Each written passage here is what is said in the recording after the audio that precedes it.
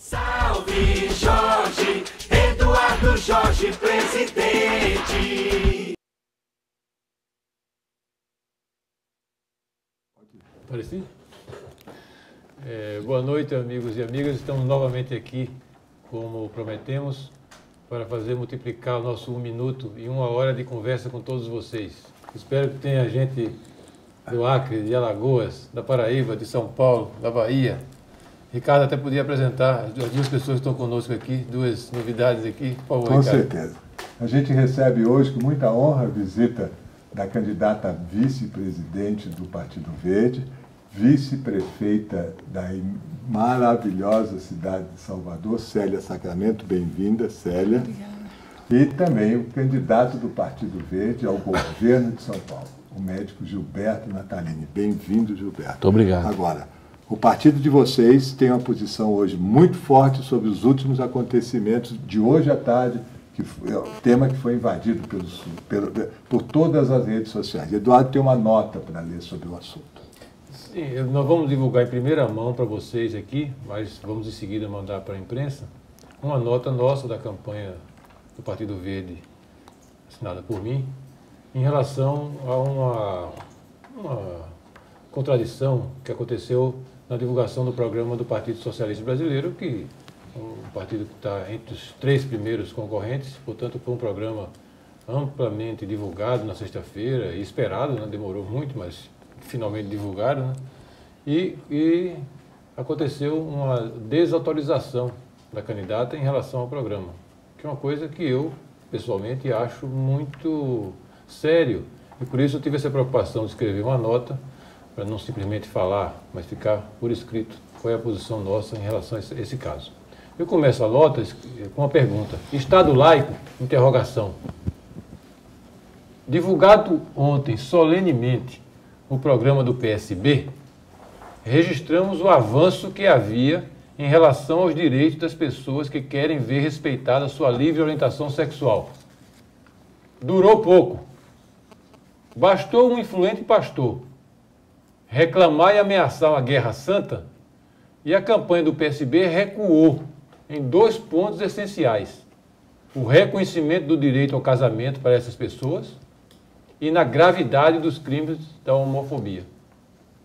Outro aspecto pouco edificante, atribuir aos redatores do programa algo que foi apresentado por um dos mais preparados quadros dirigentes do PSB, o Maurício Randes. Quanto à interrupção da gravidez, citado nesse programa divulgado sexta-feira, o PSB em nada muda a atual legislação que considera criminosas as milhares de mulheres que por algum motivo o fazem. O atendimento das exceções previstas na lei já é feita desde 1989. Mais uma vez, nada de novo. Fica a nossa preocupação / constatação. Será para valer mesmo a promessa do PSB de adotar uma política laica, se por acaso conseguir vencer essa eleição presidencial? Eduardo Jorge, Partido Verde Nacional. É importante que seja divulgado, é importante que seja divulgado por escrito, para evitar qualquer contradição em relação à nossa posição. E ficar registrado, né, o nosso desgosto com isso que aconteceu com o programa do PSB. Muito bem. O jogo é esse. Vocês vão acompanhando aí pela tela que as perguntas pelo Twitter vão aparecendo, vão surgindo. Já chegaram várias aqui. E eu queria começar com o Eduardo Jorge. Eduardo, você esteve hoje... Pode deixar aí mesmo. Você esteve hoje no Centro de Detenção Provisória de São Paulo, tá certo? Eu fui com você, nós entramos, nós vimos aquele amontoado de seres humanos naquela cadeia. Eu nunca tinha entrado numa cadeia, saí de lá muito, muito impressionado, né? E aquilo tem que ter uma solução, não é possível.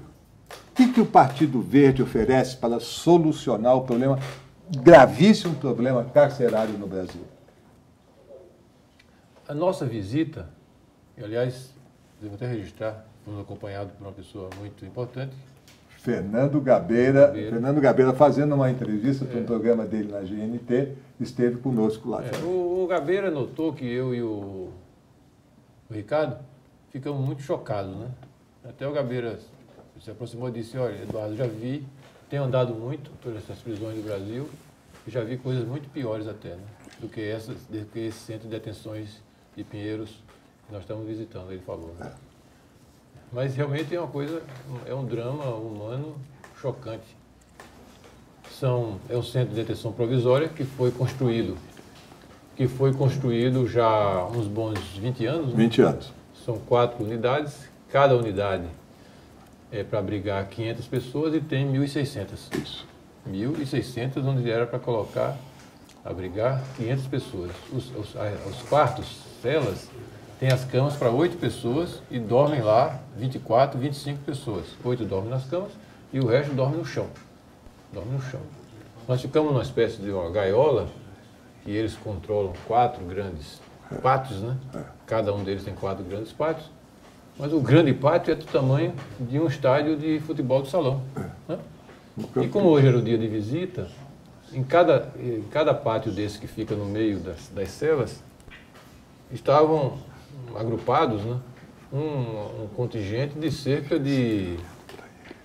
Em cada um dos quartos tinha cerca de 500 homens. Não, uma coisa amontoada, um amontoado de seres humanos. Uma parte sentada no meio da quadra de futebol de salão e outros andando assim no entorno, num movimento circular.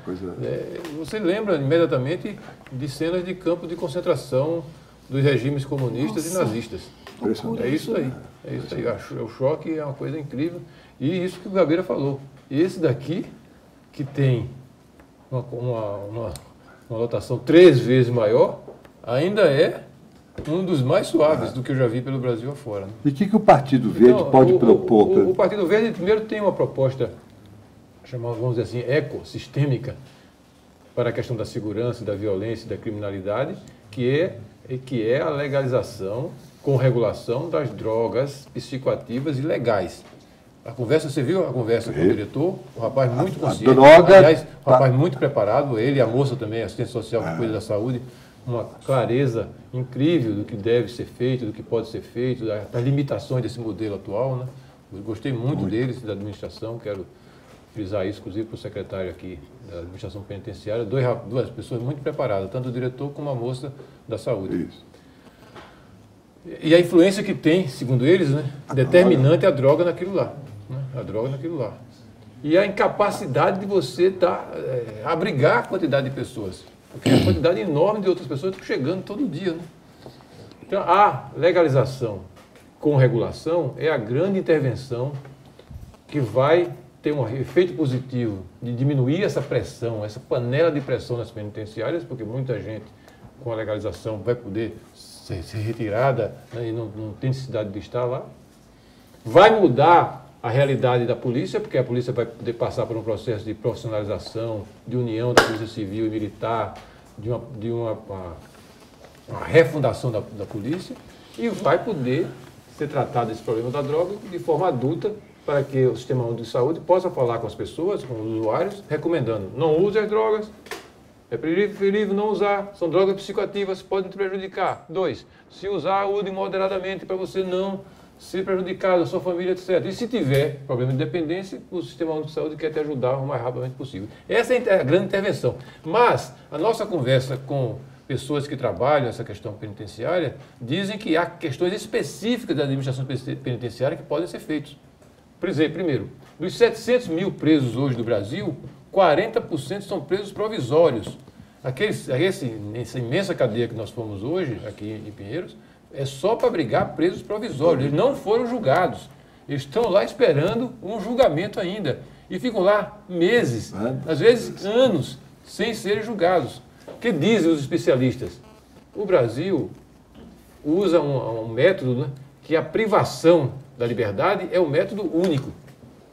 Os outros países que estão tratando isso de forma mais inteligente procuram dar penas alternativas, que não são necessariamente de privação da liberdade, que pode manter a pessoa mais na sociedade, acompanhada pelo Estado, fiscalizada pelo Estado, mas não na condição de privação total da liberdade.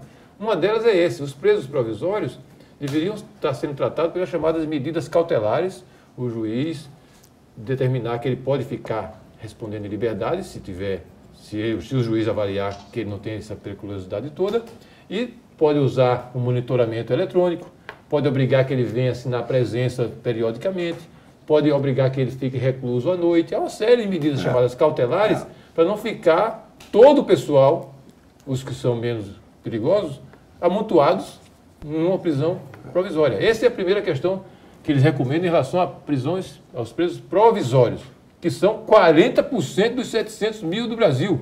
Você já imaginou uma coisa dessa? 280 mil, é brincadeira. Os 40% dos 700 mil brasileiros que hoje estão presos na condição de presos provisórios. A outra medida muito recomendada por esses especialistas com quem a gente está conversando, o pessoal do Sou da Paz, dos grupos de advogados que acompanham a questão da administração penitenciária, já nos entregaram documentos, estão incorporados no nosso programa, é que os condenados, eles devem poder evoluir, de acordo com a avaliação da administração penitenciária, para o sistema semiaberto e aberto, desde que haja investimento no sistema aberto e semiaberto, que o Brasil não investe, o governo federal não ajuda os estados. Só querem saber de construir mais presídio, e mais presídio, e mais presídio. E não dão uma estrutura profissional, que em outros países é muito forte, que devia ser um investimento importantíssimo, né, para garantir o funcionamento da administração da pena no sistema aberto e semiaberto, com rigor, mas um rigor proporcional.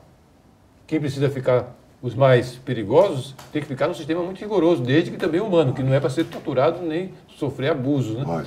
Mas os outros que podem evoluir para o sistema aberto e semiaberto vão permitir uma administração diferenciada na dosimetria da pena. E não é como aqui no Brasil, que parece que a única solução é a privação completa da liberdade e dar naquilo que você viu hoje, que é uma coisa que a gente sai de lá chocado até agora, e que fica lembrando aquelas histórias que a gente já ouviu falar e já leu, já viu em filmes dos campos de concentração na Sibéria ou na Alemanha. Eduardo, eu queria aproveitar a presença da Sara. Então, quer dizer, há pessoas aqui no Brasil, advogados, juristas, muito preparados, falando essas coisas. Com certeza. Mas o governo não tem dado ouvido a eles. São as chamadas políticas públicas. A Célia, por exemplo, tem uma preocupação muito grande com essas políticas públicas voltadas para a mulher, para o jovem, para o idoso. A Pris Rabelo diz assim: qual é a proposta da chapa de vocês para os idosos? Hoje, um idoso ganha 3 salários mínimos, sendo que ganhava 9 a 10 anos atrás, quando estava trabalhando, não é mesmo? Qual é a posição do Partido Verde em relação a políticas públicas para a mulher, o jovem e o idoso? A pergunta que foi feita relacionada ao salário da aposentadoria não responde essa pergunta, porque, na verdade, nós temos um problema no sistema da Previdência quando da aposentadoria. Isso. Mas falar da política pública para a juventude e para o idoso é pensar que nós temos uma população hoje que daqui a 15 anos vai ter toda uma reversão. Então, qual é a nossa realidade? Daqui a 15, no máximo 20 anos, nós vamos ter uma população na terceira idade muito maior, em 2/3, que a população jovem. Isso quer dizer que todos dependendo do sistema previdenciário. Sem dúvida. Será que eu vou me aposentar? Sou eu, que faço parte, inclusive, dessa geração que está chegando. Então, são questões a se preocupar. As políticas públicas que nós podemos construir, que nós precisamos construir hoje, elas dizem respeito às preocupações com a mobilidade. Então, você tem um sistema hoje que não tem uma preocupação com a mobilidade do idoso. É verdade. Então, toda a estrutura não é preparada. Sem falar no grande choque de valores, né? Eu cresci numa discussão familiar onde as pessoas da melhor idade eram as pessoas mais respeitadas, né? A gente tinha que ouvir, a Ave Maria, chegou uma pessoa, a gente tinha que levantar para dar o lugar, e não se faz mais essa discussão dentro dos ambientes escolares. Então, as pessoas da melhor idade hoje, elas não têm uma atenção que deveria ter, como a minha geração, né? Eu fui criada dentro de uma realidade que não é a realidade que nós temos hoje. Então, nós temos como proposta estar rediscutindo, né? Quais são os valores que estão sendo levados para as escolas, né? Como é que está o papel da família? Então, chamar para uma rediscussão desses valores, porque senão nós vamos ter um caos dentro de pouco tempo. A juventude, nós temos uma grande questão. Nós acabamos de passar pelos jogos agora do futebol, estamos chegando os Jogos Olímpicos E as cidades como um todo não têm um preparo para as atividades culturais e esportivas para a juventude. Então, o que nós temos? Nós chegamos em bairros, tanto lá em Salvador, né, que é a cidade que eu moro, mas também se chegar em Aracaju, no Rio de Janeiro, em qualquer outra cidade, aqui em São Paulo, onde estamos agora, nós vamos perceber que não existe uma preocupação com áreas para atividades culturais e esportivas. Então, quando a juventude resolve encontrar o seu espaço, não tem toda uma estrutura do Estado para aquele espaço. E aí os caos terminam por acontecer. Então nós temos como propósito estar discutindo os espaços públicos. Com certeza. Para que haja ambiente para a juventude, tanto nas atividades culturais e esportivas. Isso quer dizer que nós temos como proposta ampliar as atividades de educação em tempo integral, potencializando a cultura e o esporte. Você falou em mobilidade do idoso. O Natalini, médico muito conhecido em São Paulo, muito respeitado, vereador aqui na cidade de São Paulo, ele tem uma preocupação muito grande sobre a mobilidade em São Paulo, como candidato a governador. Qual é a proposta do Partido Verde em relação à mobilidade no estado de São Paulo? Bom, a mobilidade urbana na cidade de São Paulo, na grande São Paulo, na maioria das cidades do estado e mesmo no restante do Brasil, é um problema muito sentido pela população, muito sentido. Porque as cidades, elas estão sendo estranguladas pelo transporte individual, particularmente pelo automóvel. Então, o Partido Verde, nós do Partido Verde, nós não temos nada contra o automóvel. Nós não temos nada contra o automóvel. O automóvel tem seu lugar na sociedade moderna e nós não somos inimigos do automóvel, como muita gente diz. Mas também não queremos ser escravos do automóvel. O que está acontecendo é que as pessoas estão se tornando escravos do automóvel. A indústria automobilística hoje, ela faz com que as pessoas, e a política do governo de facilitação de transporte individual, de investimento, de renúncia fiscal, uma série de questões, então nós estamos nos tornando escravos do automóvel. E o automóvel está inviabilizando as cidades. Então qual é a proposta do Partido Verde? Transporte coletivo. Transporte coletivo. O automóvel vai ter seu lugar de uso devido, não como é hoje, que a pessoa para trabalhar, se não tiver um carro, ele não consegue trabalhar, na maioria das vezes, uma grande parte. Então, transporte coletivo significa vários modais. Na opinião do Partido Verde, o principal modal do transporte coletivo dentro das cidades e entre as cidades é o transporte sob trilhos. Maravilha. Sou obrigado a interromper um pouquinho. Tecnologia é isso mesmo, né? A gente vai voltar daqui 2 minutos com esse bate-papo com a chapa do Partido Verde à presidência da República e o candidato do Partido Verde ao governo do estado de São Paulo. A gente volta daqui um pouquinho.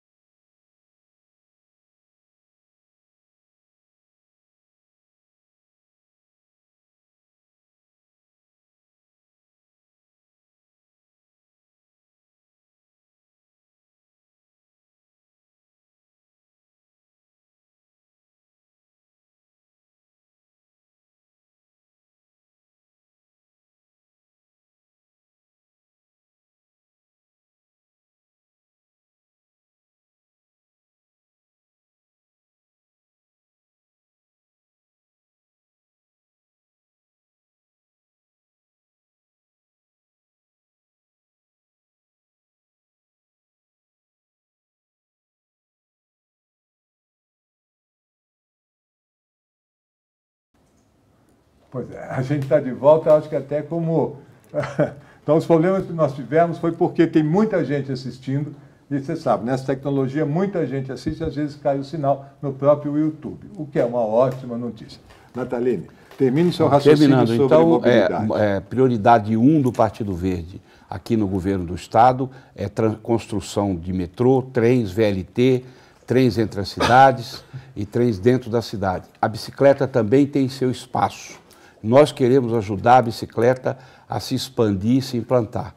E o ônibus, evidentemente, com combustível limpo, os ônibus municipais e intermunicipais, com o detalhe, combustível limpo. Retirar a matriz do diesel dos ônibus e substituí-la por outras matrizes limpas. São as nossas propostas de mobilidade. Como vocês estão acompanhando, as perguntas vão uma atrás da outra. A gente vai responder todas essas perguntas em bloco ao final do programa, porque não dá tempo de todos. O Eduardo gostaria já de responder todos que aparecem ali. Então, Eduardo... Eu fiquei angustiado porque não respondi. Por exemplo, tem outras pessoas que perguntaram sobre política de drogas. Mas tem duas perguntas aqui interessantes, ó, do Marco Aurélio e do Gabriel Lainês. Como lidar com a questão da legalização das drogas, maconha, em uma sociedade tradicional e conservadora? E o Gabriel vai logo em seguida. Ó, como convencer os mais conservadores em relação à sua posição contra a legalização das drogas? Olha, eu já falei isso várias vezes, né? A fórmula é essa, discutindo abertamente uma coisa que as pessoas não querem discutir, as autoridades não querem discutir, querem esconder. Preferem que fiquem milhões de brasileiros dependendo, prisioneiros dos grandes barões do tráfico. Então alguém tem que começar a discutir isso, como em outros países estão fazendo. Políticas mais inteligentes para diminuir o prejuízo que as drogas psicoativas trazem para as pessoas. Aliás, eu queria até aqui fazer uma justiça, principalmente para o pessoal do Rio de Janeiro que está nos assistindo, né? Só teve uma pessoa que teve a coragem no Congresso Nacional de apresentar o primeiro projeto de legalização com regulação, baseado, inclusive, baseado na sugestão lá do Uruguai, do presidente Mujica. Foi o deputado federal Eurico Júnior, do PV. Foi ele que, no final do ano passado, apresentou o primeiro projeto, estudou toda a estrutura do projeto de lei lá do Uruguai e registrou o primeiro projeto no Congresso Nacional. Essa é a forma de discussão correta. Divulgar, debater abertamente e, no Congresso Nacional, aprofundar a questão em cima do nosso projeto do PV, do deputado federal, vou repetir, do PV do Rio de Janeiro, Eurico Júnior. Depois outro rapaz do Rio de Janeiro também apresentou um outro que está anexado ao dele, mas o do Eurico Júnior é o primeiro. É o projeto que vai encabeçar a discussão tão importante sobre a legalização com regulação das drogas no Congresso Nacional. Já está clara a posição do PV em relação ao combate às drogas?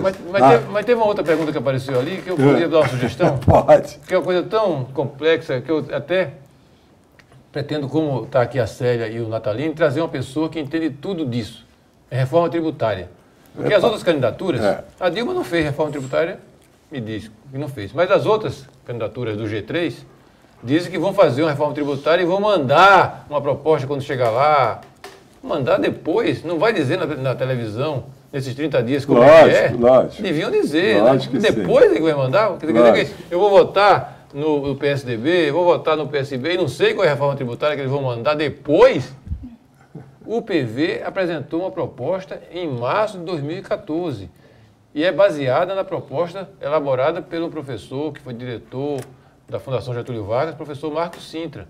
Está lá uma emenda constitucional criando um imposto único arrecadatório federal, que vai trazer uma simplificação extraordinária nesse labirinto tributário brasileiro, que nem quem quer pagar consegue pagar, porque tem os sonegadores embaixo e em cima que não querem pagar e não pagam mesmo, né? E tem aqueles empresários, aqueles comerciantes médios, tem nós, trabalhadores, funcionários públicos, que somos descontados no Lerida, que nós tentamos pagar.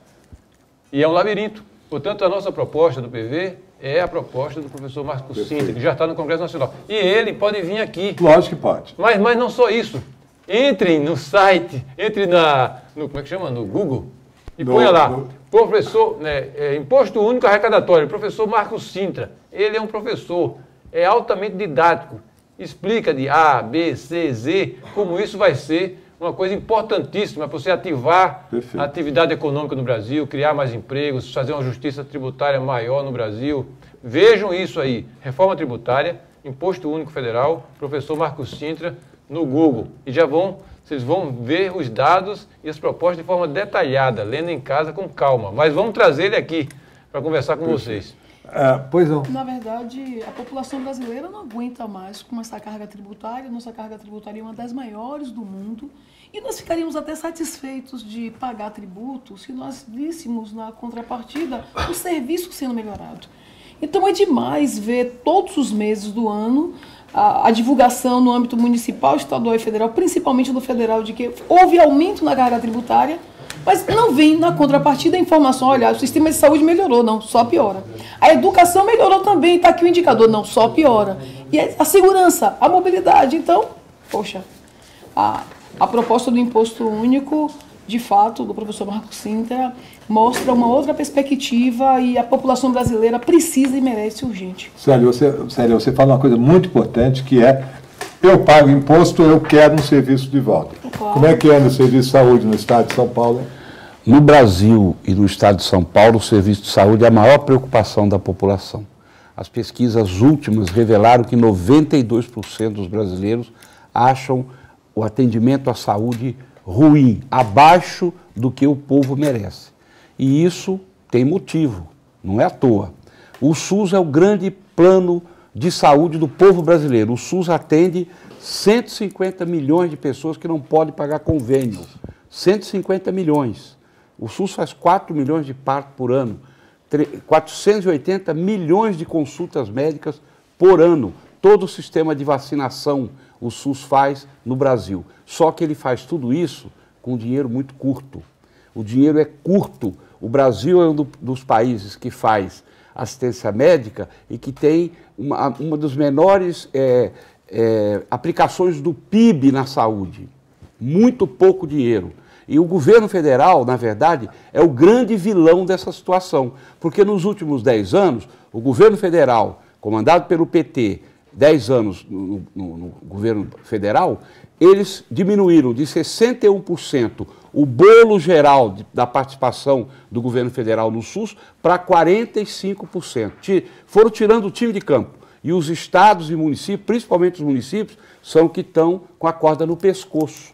Nós, aqui no governo do estado, o PV chegando ao governo, nós queremos aumentar de 12% para 15% em 4 anos as verbas estaduais do Tesouro Estadual no SUS, para aumentar a cobertura do Programa de Saúde da Família, para melhorar o financiamento das Santas Casas e diminuir o sofrimento das pessoas nos pronto-socorros. Eu queria que abrisse a câmera de nós todos, porque, Eduardo, o que você estava fazendo? Estava anotando ali, né? As perguntas vão chegando pelo... Não, essa do Dário Milek nós já respondemos, né, que foi aquela nota... O que o senhor achou da atitude dúbia da Marina, da candidata do PSB sobre a questão do casamento? Isso nós já respondemos com a nossa nota. O Eduardo está anotando, vai aparecendo, ele vai anotando. Agora, não se preocupe, Eduardo, não se preocupe você também. Nós vamos responder logo todas as perguntas. Mas qual que você anotou ali, Eduardo, que você gostaria de responder? Você está vendo que eu sou um homem do século XX ainda nessa história da internet. É nada. Mas veja, né? O Rafael Miranda, por exemplo, pergunta algumas coisas, o que é que a gente pensa em relação aos animais domésticos. As pessoas às vezes pensam que isso não é problema de um programa presidencial. Não, o PV acha que é sim. E no nosso capítulo, Rafael, vocês podem entrar lá, nas diretrizes do programa, está lá no nosso Facebook, no site do PV, tem no capítulo Cultura de Paz, tem um subitem que trata só dessas questões dos animais domésticos, não domésticos, do novo abolicionismo, que a gente não acha que a humanidade possa continuar torturando os animais como tortura, da questão do vegetarianismo, a importância do vegetarianismo para a saúde pública, para a saúde do planeta, para a questão da cultura de paz, e especificamente sobre essa questão dos animais domésticos. Tem experiências muito importantes que o PV se destaca, os parlamentares do PV se destacam no Brasil todo, o Natalino conhece vários deles, né? Mas eu sou médico de saúde pública, que trabalhei aqui na saúde pública, inclusive com pessoas destacadas nessa questão do bem-estar animal.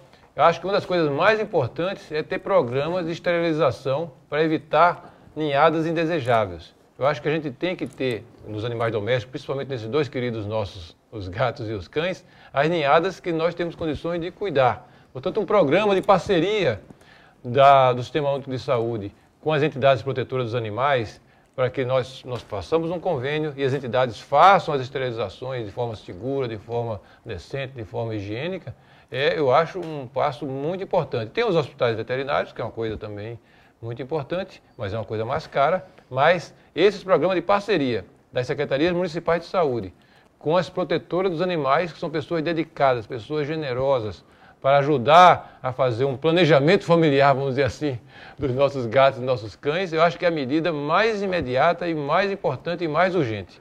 Lá em Salvador, nós já temos esse exemplo, né? Nós implantamos o hospital veterinário, implantamos o castramóvel.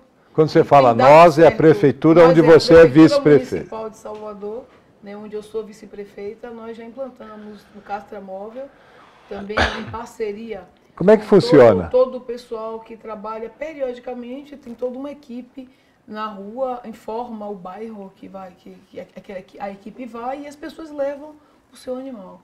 Olha que bem bolado. Então temos também o hospital veterinário. Estamos com uma política de atenção aos animais assim muito boa, muito dedicada. E aí, mas tem um rapaz também chamado Arroio Dilúvio, isso não é nome, deve ser uma... Não, é o nome que ele usa, não é o que está valendo. Deve ser uma sigla, né? Ele fala, Eduardo Jorge, você fala muito bem sobre a poluição do ar, mas o Natalini também é médico e é aqui de São Paulo, né? Ele fala melhor do que eu até. Você não podia falar um pouco sobre isso, poluição do ar? Para o arroio dilúvio. A palavra do arroio dilúvio tem que mudar para cá, se ele não for daqui, para ajudar a chover no estado de São Paulo, acabar com a nossa crise de água. Deve ser gaúcho esse arroio dilúvio. Mas o Eduardo Jorge foi o melhor secretário de meio ambiente da cidade de São Paulo. O melhor. Olha, sem exagero. E na época que ele estava aí, ele tomou uma série de medidas junto com a administração para diminuir a poluição do ar, controlando a emissão dos gases poluentes no escapamento dos carros e implantando a chamada ecofrota. Ecofrota, que era o quê?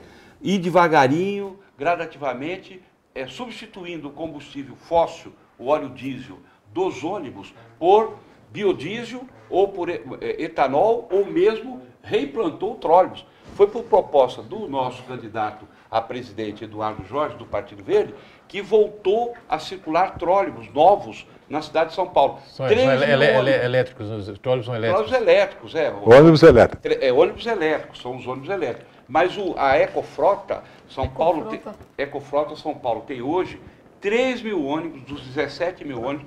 O Eduardo Jorge, a política dele junto à prefeitura... E junto com o secretário de Transporte, Marcelo Branco. Marcelo Branco, claro. Secretário de Transporte, Marcelo Branco, obviamente com o aval do prefeito, mas está aí. 3 mil ônibus que mistura diesel com biodiesel. Infelizmente, hoje, na administração atual, mandou-se parar o processo da Ecofrota. Se nós formos ao governo, o Partido Verde, tanto a nível federal como a nível estadual, nós vamos retomar esse processo de limpar o ar das cidades brasileiras, que mata também, Eduardo, o Paulo Saldiva provou isso, você sabe, você participou de toda a pesquisa, cerca de 4.800 pessoas por ano só na cidade de São Paulo. Só na cidade de São Paulo, a poluição produzida do ar mata 4.800 pessoas. Então, isso é um problema gravíssimo de saúde pública. Mas isso não é só em São Paulo, não. Isso é em Recife, é em Salvador, é em Porto Alegre, dados que a pesquisa Brasília. Na Grande São Paulo é 7 mil e a previsão até 2030, pelo mesmo professor Paulo Saldiva, é que 250 mil pessoas percam a vida no estado de São Paulo por conta da poluição do ar. Hoje... É um problema brasileiro porque todo o Brasil está na crise da mobilidade urbana. Então, com certeza. Se nós não cuidamos da nossa frota, claro que, consequentemente, nós vamos ter problema. Quer dizer, a poluição do ar não advém só da frota dos veículos, né? Vem também das fábricas, então é um grande conjunto. E tudo tem a ver com o que nós do Partido Verde estamos defendendo há tanto tempo, né? Os cuidados com as questões ambientais, por isso que defendemos as políticas de desenvolvimento sustentável. Com certeza. Né? A produção sustentável é que viabiliza também esse cuidado com o ar. Agora, só uma coisinha, Eduardo. Essa questão ainda, Natalini. Então, vejam, né? A questão da mobilidade tem um aspecto quantitativo e um aspecto qualitativo, né? Quantitativo, que nós temos que aumentar o transporte público e diminuir a necessidade do transporte individual em motos e automóveis. É um aspecto quantitativo. E tem um aspecto qualitativo, eu tenho que tirar o uso do petróleo, do diesel nos ônibus, da gasolina nos carros e nas motos e fazê-los se mover com combustíveis mais limpos, porque esse combustível ligado ao petróleo, diesel ou gasolina, está envenenando a saúde do planeta, porque é uma causa importantíssima do aquecimento global que nos ameaça a todos, e outros gases que saem do mesmo escapamento ameaçam a nossa saúde, o nosso pulmão e o nosso coração. Portanto, vejam, né, do ponto de vista do PV, a mudança da mobilidade nas cidades tem um aspecto quantitativo, mais transporte público, menos transporte individual, e o aspecto qualitativo, limpar o ar das cidades e diminuir o aquecimento global. Saiu agora, Natalino, saiu agora um comunicado ligado à Organização Mundial de Saúde, classificando o ar das cidades no mundo, inclusive no Brasil, por isso que eu digo não é só São Paulo, todo mundo pensa que é só em São Paulo, não é. É um comunicado da Organização Mundial de Saúde, saiu esse ano. O ar das cidades, das grandes cidades, das cidades médias no mundo todo, é um fator cancerígeno tipo máximo. Máximo. Cada vez que você respira em Recife, em Salvador, em Campinas, em Santos, em Porto Alegre, você está recebendo uma dose de veneno. E as autoridades brasileiras, federais, estaduais e municipais, se fingem de mortas em relação a essa questão. Empurram com a barriga, ignoram. Esse é um comunicado da Organização Mundial de Saúde. E as autoridades brasileiras, federais, estaduais e municipais não se movem. Existe uma resolução do Conselho Nacional do Meio Ambiente para trabalhar esse problema da saúde nas cidades por causa da poluição do ar e ninguém faz nada no Brasil. Tem aqui o Penso Estranho, que é outro nome que também usa. E aí você falou que Eduardo foi secretário do Meio Ambiente. Mas o Eduardo foi secretário da Saúde da Irundina, foi secretário de Saúde da Marta, foi secretário de Meio Ambiente do Serra, secretário de Meio Ambiente do Kassab. Esses 4 hoje, cada um está num partido político, tá? Eduardo, como é que você consegue prestar esse serviço à população trabalhando com cabeças tão diferentes? Bom, eu não mudei nada, eles é que mudaram. Porque eu só fui, na minha vida todinha, eu só fui de 3 partidos, né? Quando eu era menino, 17, 18 anos, 19 anos, eu era do Partido Comunista Brasileiro Revolucionário, que fazia o enfrentamento de luta armada contra a ditadura. Tinha 17, 18 anos. Depois, quando eu vim embora para cá, com minha mulher, que é médica também, fomos trabalhar na periferia, fomos fundadores do PT, eu e ela, e fiquei a vida todinha no PT, até que eu briguei com a direção, porque eu perdi a confiança neles, e saí em 2003 pelas minhas próprias pernas, não fui expulso, e fui para o PV. Então, quando eu estava no PT, eu fui convocado pela minha queridíssima, eternamente querida Luísa Erundina, para ser secretário de Saúde, porque ser secretário de Saúde é castigo. É a coisa mais difícil que existe no mundo. O Natalino foi secretário de Saúde várias vezes, sabe disso, foi o presidente do Conselho Nacional de Secretários Municipais de Saúde, foi o Natalino. Ele sabe como é difícil a gente ser secretário de Saúde. Então a Luísa Erundina, que é uma espécie de mãe adotiva política minha, disse, você vai ser secretário. Eu fui secretário da Luísa Erundina, do PT, quando a Luísa era do PT. Depois a Marta Suplicy também praticamente me obrigou a ser secretário dela, né? A secretária de saúde aqui estava arrebentada, ninguém queria ser secretário. A Marta disse, você vai ser o secretário, porque senão você seria um desertor. Eu fui secretário com a Marta, era do PT. Depois, quando eu saí do PT, fui para o PV, o PV apoiou o José Serra no segundo turno, quando ele foi eleito, e o José Serra queria alguém do PV, mas queria alguém do PV que tivesse experiência administrativa.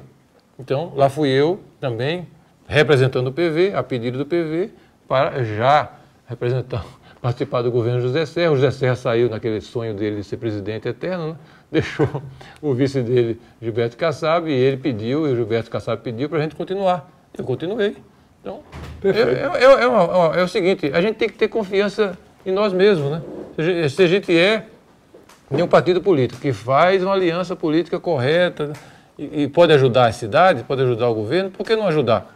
Se acontecer alguma coisa que a gente não concorda, a gente sai do governo, né? Mas o PV tem uma posição muito construtiva.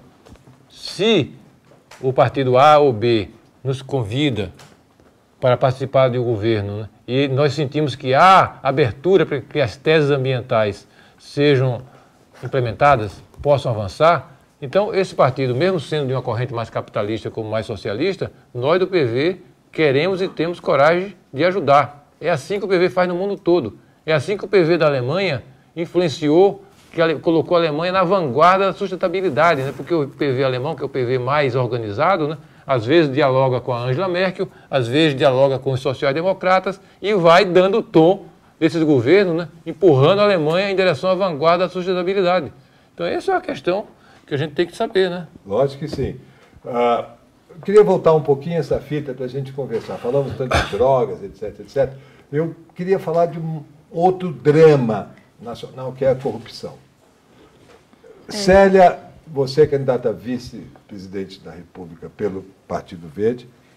Que estudos vocês estão fazendo para desenvolver os tais mecanismos de combate à corrupção? Mas Célia, explica primeiro de que você é professora formada, etc, etc, na Universidade Federal da Bahia, para saber por que você entende esse assunto. Né? Eu sou professora da Universidade Federal da Bahia e da Universidade Estadual de Feira de Santana há 19 anos. E eu tenho formação em auditoria, né? Eu sou contadora, tenho um estudo sobre... Eu fiz mestrado aqui na USP, né? Em contabilidade e controladoria. Olha aí. Então, as pesquisas indicam que as sistemáticas de controle na gestão pública podem minimizar todo o sistema de corrupção. E ainda ontem eu participei de um evento, o primeiro seminário nacional de governança corporativa na gestão pública, que apresenta, foi até apresentado por uma proposta do ministro Augusto Nades, e que é uma coisa que eu já venho estudando há um tempinho. E o Partido Verde tem uma proposta que seria bem na linha das práticas de governança corporativa a partir de controle, prestação de contas, monitoramento, transparência.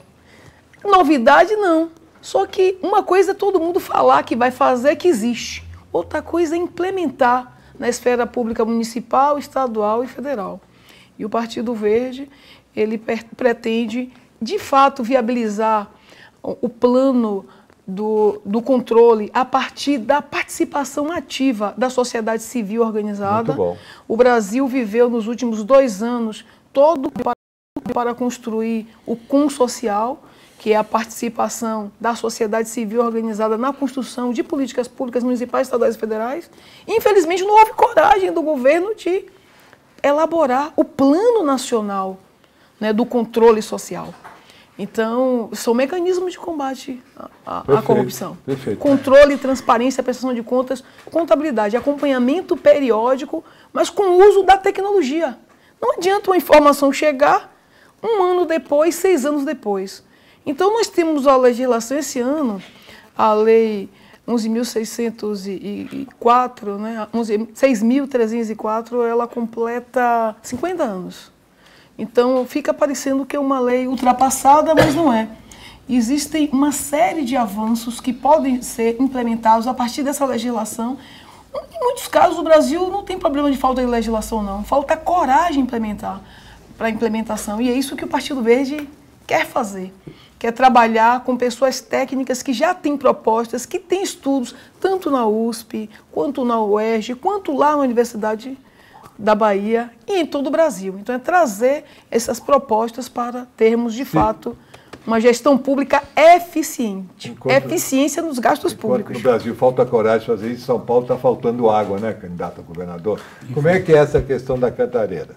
Olha, os governos federal, estadual, muitos prefeitos não acreditam no aquecimento global, não acreditam nas mudanças climáticas, brincam com um fenômeno natural gravíssimo no mundo inteiro que está alterando o ciclo das chuvas e causando problemas enormes. Estiagens longas e quando chove, chove de uma maneira que vai destruindo tudo como tem acontecido. Aqui em São Paulo, agora nós estamos num período de estiagem.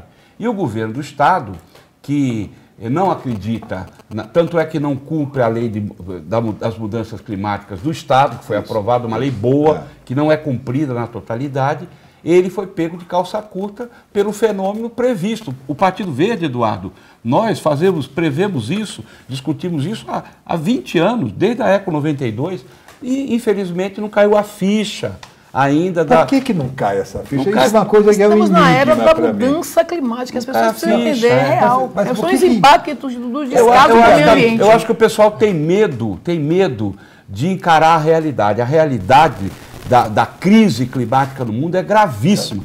O nosso candidato a presidente tem falado isso há muito tempo. Ele é praticamente um missionário dessa causa, do ponto de vista político. Então, o governo do Estado não fez a lição de casa no tempo devido. Não foi buscar aumentar os reservatórios, a captação de água, não ensinou a população que água pode faltar. Então, nós gastamos 170 litros de água por dia no estado de São Paulo, cada um de nós, enquanto a Europa gasta 90 litros de água por dia, nós gastamos 170, 180, e daí, o que aconteceu? Fomos pegos de calça curta, tá aí. Se não chover dezembro, janeiro, fevereiro, pode ser que a gente não tenha água para beber. Então, nós do Partido Verde temos as propostas, são propostas, nós temos as propostas nossas para enfrentar essa situação, tá certo? E no decorrer da discussão a gente pode colocar para não tomar muito tempo agora. Está aparecendo muita pergunta. Mas eu só aqui. sobre essa coisa aqui, Ricardo. A primeira lei climática do Brasil foi nós que aprovamos aqui em São Paulo em junho de 2009. Depois é que veio a lei federal e a lei estadual de São Paulo. Mas a primeira lei climática, que é uma espécie de constituição climática, foi nossa aqui em junho de 2009, com metas e tarefas para várias secretarias. Mas você perguntou por que os políticos... Para mim é um enigma. Eu acho... Essa coisa não entra no coração dos políticos. Eu acho que são uma mistura de três coisas. Ignorância. Muitos políticos não leem. Não estudam. Imprevidência. Eles não se preocupam com o que vai acontecer.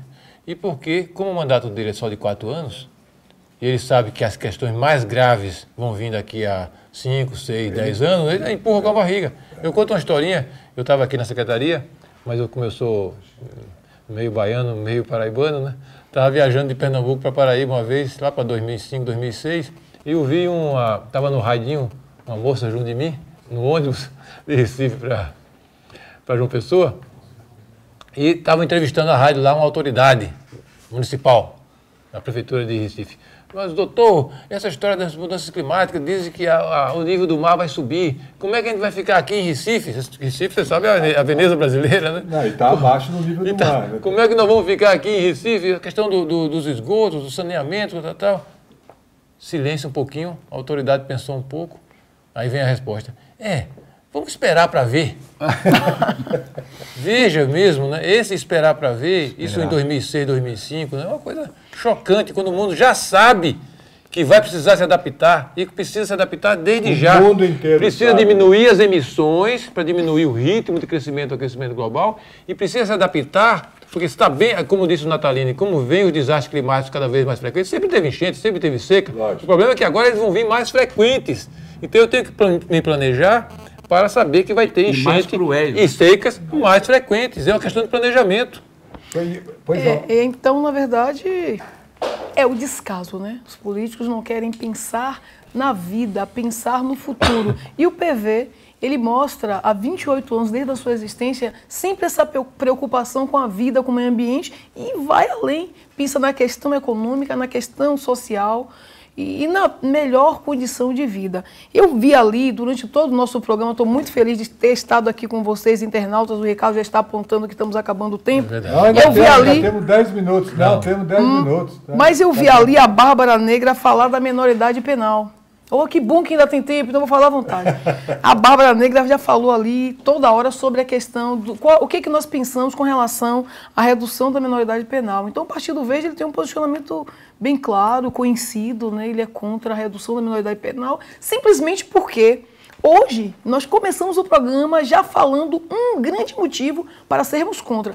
Não é só isso, mas o sistema carcerário não aguenta mais. Mas 2, não é só porque o sistema não aguenta. É que se reduz, se for pensar dessa forma, reduz a menoridade penal, então vai ter mais pessoas para colocar no sistema carcerário. Isso quer dizer, então, que vai ter que construir mais cadeias. Poxa, se tem dinheiro para construir mais cadeia, vamos construir centros de educação em tempo integral. Ter atividades para a nossa juventude. A grande questão que hoje está colocada é exatamente isso aí, é a falta. E nós temos alguns estados do Brasil que têm já modelos que podem estar sendo observados para darmos um outro resultado de vida para essa juventude que está aí no descaso público. Sem dúvida. Nathalie, você e Eduardo são médicos, tá certo? Somos e o governo federal... Em exercícios. Em exercício. Ele é sanitarista em exercício e eu sou cirurgião em exercício. Eu tenho 48 anos e meio de carreira. Estou de licença agora, mas minha cadeira está lá me esperando. Sou um pouquinho mais novo, 48 anos só. E o governo federal, de repente, tira da cartola uma coisa chamada, vamos chamar os médicos cubanos para atender o interior do Brasil. Funciona? Olha, médico faz falta, né, na equipe de saúde. Então é preciso ter médico. Se não tiver médico, a equipe está incompleta. Lógico. Não é só o médico, mas o médico também é importante. Esse mais médico, a gente pode chamar de atestado de incompetência do governo do Brasil para fazer uma política de saúde funcionar. O Brasil tem 400 mil médicos. Dividindo pelos habitantes, dá um médico para cada 500 habitantes. Então não falta médico no Brasil, não falta. Eles estão mal distribuídos. Se o governo não tem competência para implantar um médico numa cidade que precisa, ele está assinando o atestado de incompetência e faz o quê? Foi buscar médico em outros países. Nós temos alguma coisa gravíssima contra isso? Não. Desde que o médico que venha faça validação do diploma, certo. Validação do que não fez, os mais médicos não fizeram, e acabar com esse negócio da escravidão dos coitados dos médicos cubanos. Pô, o governo federal reimplantou a escravidão no Brasil, assassinou a CLT, porque o sujeito ganha 10 mil, como todos os outros, 8 mil vai para o governo de Cuba, ele fica com 2 mil. 7 mil, fica com 3 mil. Ele fica com... Não, mas 1.000 vai para lá para uma conta de Cuba. Aqui mesmo, no Brasil, ele fica com 2 mil. E 1.000 vai para uma poupança que diz que é para a família dele lá. Tudo bem. E o restante do dinheiro, o grosso da grana, do trabalho do profissional, vai para o governo de Cuba. Ó, isso, na minha opinião, é rasgar a CLT brasileira. Eu, sinceramente... desrespeito. Né? Desrespeito profundo. Minha opinião pessoal é essa. Eduardo, tem um tema que é muito caro e que a Clarice Moura levanta aqui. Você acha importante no ensino fundamental o tema de educação sexual e afetiva como base de uma cultura de paz? A cultura de paz é um tema que você... Isso é uma questão importante, porque vai dar uma dimensão da diversidade. As crianças e principalmente os jovens também têm que ter essa disciplina. Infelizmente, a nossa presidenta cedeu a pressões de parlamentares mais reacionários e conservadores e tirou essa orientação para o ensino no Brasil. Nós vamos, se tivermos a felicidade e o apoio do povo, nós vamos acatar essa sugestão. Como é o nome dela? Clarice Moura. Clarice Moura. Outra coisa muito importante é a educação sexual, principalmente, já falei aqui, no ensino médio, né, que chama agora, né? Então, por quê? Existe uma epidemia de gravidez precoce no Brasil, que é uma coisa terrível, né? Porque a menina fica grávida muito jovem, 15, 16, 17 anos. Lá na Bahia, 13, 14, né? Então eu diria até no Fundamental 2, final do Fundamental 2, colaborando com o nosso presidente. Então, esse é outro aspecto muito importante, porque é uma verdadeira epidemia hoje.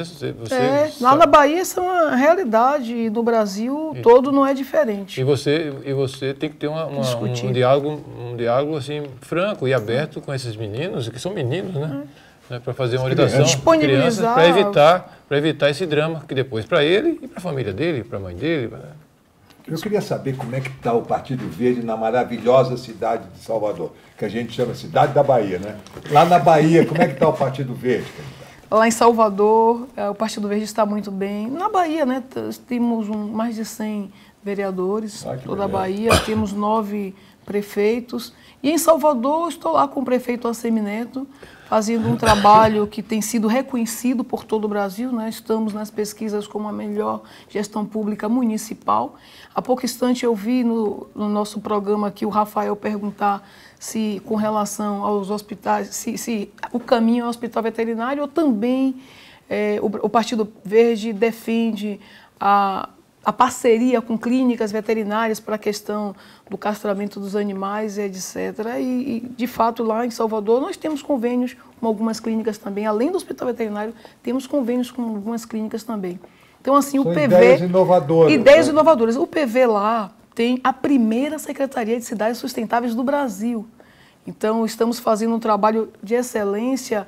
É o André Fraga, né, um jovem de 30 anos, que é o nosso secretário do Meio Ambiente, que tem dado um show, né? Arquiteto, engenheiro, ele é engenheiro, tem feito um trabalho assim maravilhoso. Então, nós estamos revolucionando a cidade. Estamos cuidando das questões ambientais, estamos cuidando também das questões sociais. Estamos com uma parceria muito grande com os movimentos sociais.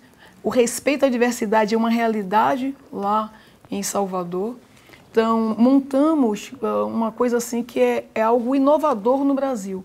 Estamos com um núcleo de atendimento às creches comunitárias, porque é complicado. A mulher, ela precisa ter sua independência. Como? Trabalhando e estudando. Só que a mulher é responsabilidade pelos filhos. Em todo o Brasil, o sistema de creches é um caos. Não tem creches. Então, lá em Salvador, o que está sendo feito? As creches comunitárias, elas ajudam muito. Então, nós estamos fazendo convênios, potencializando convênios com as creches comunitárias. Isso aí não é novidade. A novidade está no número de creches que existem e não estão organizadas jurídicas e contábeis nos seus documentos. Então, o que nós fizemos? A partir da Superintendência de Políticas para a Mulher, com status de secretaria, nós temos uma Superintendência de Política para a Mulher, com status de secretaria, que cuida das mulheres vítimas de violência, mas está com um núcleo para dar atenção às creches comunitárias que estão com problemas contábeis e jurídicos. Então, nós estamos fazendo esse trabalho gratuito lá em Salvador, para estar potencializando e ampliando o número de creches comunitárias que vão poder atender e as mulheres vão ter autonomia. Maravilha. Estamos com centro de referência, com ampliação dos trabalhos, multisserviços de atendimento para mulheres vítimas de violência. Estamos criando um para o bairro de Cajazeiras, um outro centro de atendimento multi para as mulheres vítimas de violência também lá no subúrbio ferroviário. Então, atenção às mulheres, o respeito à diversidade. Criamos o primeiro núcleo LGBT, que é uma atenção especial dos direitos, as lésbicas, os gays e toda a comunidade transexual e bissexual. Transsexuais e bissexuais. E bissexuais. Então, todas as pessoas da diversidade, nós estamos com uma atenção, estudando todos os direitos, trazendo eles para uma discussão aberta. Então, o Partido Verde é esse partido que não quer esconder os temas, né? Ele discute sobre tudo. Fale também sobre o nosso prefeito Alain de Licínio. Pois é. Na Bahia, nós temos, né, o prefeito de Licínio de Almeida, Alain Lacerda, que tem feito um trabalho maravilhoso. Vocês terem uma ideia, quando ele assumiu a gestão, ele chamou todos os secretários e disse: pessoal, nós precisamos melhorar o ensino, a educação pública. É uma cidade de 10 mil habitantes. 10 mil habitantes. Encravado lá entre a Chapada e exatamente, Vitória da Conquista, né? Na seca. Qual é a grande sacada? Chamou todos os gestores públicos e disse: pessoal, nós vamos colocar todos os nossos filhos na escola pública. E todos estudando na escola pública, claro que essa escola tem que ser uma escola de qualidade. E assim, acabaram as escolas particulares. Não que o Partido Verde defenda o fim das escolas particulares, que tem muita escola particular de excelência. Não é isso. Mas o ensino público, o PV defende que tem que ser de qualidade. E é isso que está sendo feito lá em Licínio de Almeida. Então, os estudantes, hoje, esse ano, que ganharam, por exemplo, o primeiro lugar nas áreas de vocês, meu governador e meu presidente, na área da medicina, foram de Licínio de Almeida. Então, eles, nos cursos de engenharia, em todos os cursos. E a cidade está classificada A cidade está sendo reconhecida hoje na avaliação educacional, uma melhor, né, do Nordeste, a melhor da Bahia. Enfim, na área da saúde também, Licínio de Almeida tem dado um show. Maravilha. É um trabalho do Partido Verde, porque o prefeito, né, Licínio de Almeida, é do Partido Verde. É um médico trabalho também. De excelência, ele também é um médico. Os médicos realmente têm mostrado a diferença. Eu quero perguntar aqui para o médico Gilberto Natalini, eleito governador de São Paulo, Você imagina a primeira coisa que vai fazer antes de a gente passar a palavra final para o nosso candidato a presidente? Bom, a primeira coisa, no primeiro minuto, nós vamos assinar um decreto mudando o número de secretarias do Estado de 25 para 16. Certo. Enxugando a máquina e fazendo um outro decreto diminuindo de 15 mil cargos de nomeação política para 10 mil cargos imediatamente. Essa vai ser a primeira ação que o governador do Partido Verde, caso nós sejamos eleitos, vai fazer. E daí para frente, a implantação de todo o nosso programa de governo, que está inclusive no nosso site, nataline.com.br, com os detalhes, acompanhando o programa de governo do Partido Verde em nível nacional, que está sob o comando do nosso candidato a presidente e a vice, Eduardo Jorge Célio. Eduardo Jorge, você continua anotando todas as perguntas que aparecem. Não dá para responder. Eu queria, antes de encerrar o programa, falar sobre uma pergunta que eu não anotei quem fez. Sim. Desculpe. Mas a pessoa já perguntou várias vezes ali, que é a questão das cotas, né? Então, assim, nós do Partido Verde defendemos as cotas como uma necessidade real. Eu vou contar meu caso para vocês. Eu nunca tive cotas, né? Fiz mestrado, doutorado e deveria então ser uma pessoa contra. Meus filhos, inclusive, não vão ser beneficiados pelas cotas. Mas é importante que a população entenda a realidade das cotas. Eu estudei o tempo todo em escola pública e sempre fui aluna acima da média, mas eu fiz o curso técnico. Então, quando eu decidi, trabalho desde 16 anos, quando eu decidi fazer o vestibular, meu primeiro vestibular, a nota era 4,6, quando a média era 7. Eu não passei, claro, não estava em condições, já que a escola pública que eu estudei me deu aula com as disciplinas do curso técnico de contabilidade, então tudo bem. Estudando o dia inteiro, cursinho, segundo vestibular, 6,7. Melhorei. A média 7, claro que eu vou passar. O horror foi quando eu obtive a nota 8,3. Vocês me dariam parabéns, né? Passou, está habilitada. E eu não passei. Por quê? Por quê? Porque eu estava concorrendo com 8,3 com os melhores alunos da cidade. É ali que eu entendi o meu problema. Os alunos que tinham as melhores alimentações, que tiveram as melhores escolas. E aí, é justo. Terceiro vestibular, 3 anos estudando só, ganhando um salário mínimo, pagando o cursinho.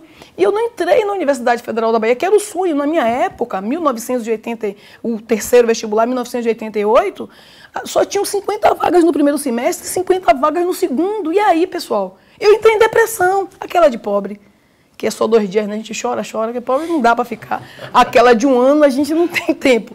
Então, pobre, é aquela depressão de rapidinho, 2 dias ali, chora, morre e tal. Resultado. E aí, desisti. Porque o que dizem logo? A maioria dos meus amigos desistiram, pessoal. Desistiram. Mas a família empurra, você vai conseguir e tal. E assim, com a nota acima de 9, eu entrei na Universidade Federal da Bahia.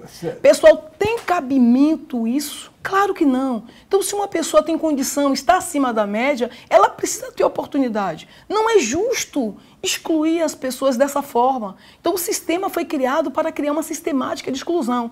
Lá em Salvador, eu e o prefeito Assemineto, inclusive, já colocamos cota até no concurso público. Tem que ser mérito. As pessoas, nós no Partido Verde não defendemos a tese de que tem que fazer parte na gestão os amigos, tem que fazer parte as pessoas amigas com competência. As pessoas, até que não sejam amigas, não é a amizade que tem que prevalecer sempre a competência.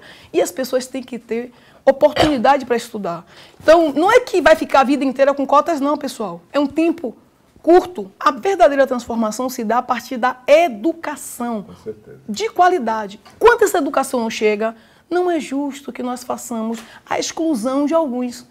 Então, lá em Salvador, nós estamos conseguindo fazer, foi o primeiro estado do Brasil a implantar o sistema de cotas, a primeira reitora negra do Brasil foi a professora Ivete Sacramento, que por sinal não é minha parenta, mas que eu conheço, uma pessoa de altíssima qualidade. Foi a UNEB, a Universidade Estadual do Estado da Bahia, que implantou o primeiro sistema de cotas. É um modelo que está funcionando, já está tendo os reflexos dos seus resultados, e uma política que vocês precisam todos entender, necessária para toda a sistemática de desigualdade que nós vivemos no nosso país. E o Partido Verde ele é contra as políticas de desigualdade. Nós somos a favor de políticas que promovam a igualdade. Perfeito. Educação é a base da transformação.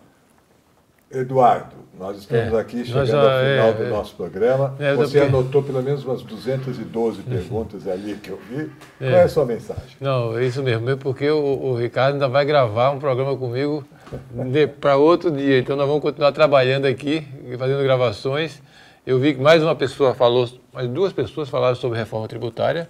Eu já tinha recomendado. Nós vamos tentar trazer o professor Marcos Sintra, que é com quem a gente está dialogando a questão do Imposto Único Arrecadatório Federal, para fazer uma reforma de verdade tributária no Brasil. Mas a doutora Jeca, é isso que ela está lá, eu recomendo que você entre no Google e veja lá, Marcos Sintra, Imposto Único Federal, e veja no nosso programa, que tem também uma pequena explicação sobre o Imposto Único Federal, e eu vou tentar trazê-lo aqui, professor, para a gente conversar um dia, como está aqui o Nataline e a Célia, né? Como está aqui a Nataline e a Célia, porque essas são das questões econômicas mais fundamentais, ver se eu consigo trazer ele aqui para conversar conosco e com o Ricardo. Tá certo, olha lá, parabéns pela interação com os internautas. Isso sim é nova política. Eu quero agradecer demais a atenção de vocês. A gente estourou um pouquinho de tempo aqui, 5 minutos, mas na terça-feira, que é o dia de programa... A gente nem se despediu dos internautas, hein, Natalina? Vai. Um abraço a todos. Mas bom. Então, eu quero agradecer a vocês e quero dar 32 segundos para cada um de vocês para se despedir. Eu já me despedi. Então, são só 64, 32 para cada. Senhora Célia Sacramento. Pois é, eu quero dizer que fiquei muito feliz de ter estado com vocês, quase mais de 1 hora aqui nesse bate-papo com o nosso presidente Eduardo Jorge. Dessa forma que conseguimos potencializar o nosso tempo. Então, estamos à disposição. Mas gostaria de pedir a vocês que não fiquem só nesse instante. Nem acompanhem a página do nosso presidente Eduardo Jorge, está aí sempre com novidades, com temas.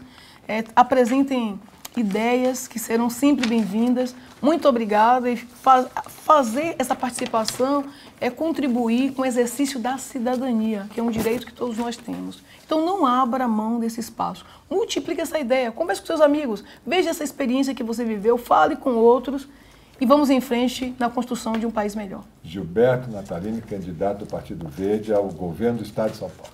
Bom, eu queria agradecer a atenção dos internautas, dizer que a gente fica muito grato de estar sendo acompanhado aqui, agradecer a oportunidade de estar aqui no programa, Ricardo, do nosso candidato a presidente Eduardo Jorge, que é uma pessoa que eu convivo há muitos anos, há décadas, absolutamente digna, íntegra, trabalha competente, comprometido com as causas sociais e com as causas ambientais. Também a Célia, que é uma baiana verde, vamos dizer assim, certo?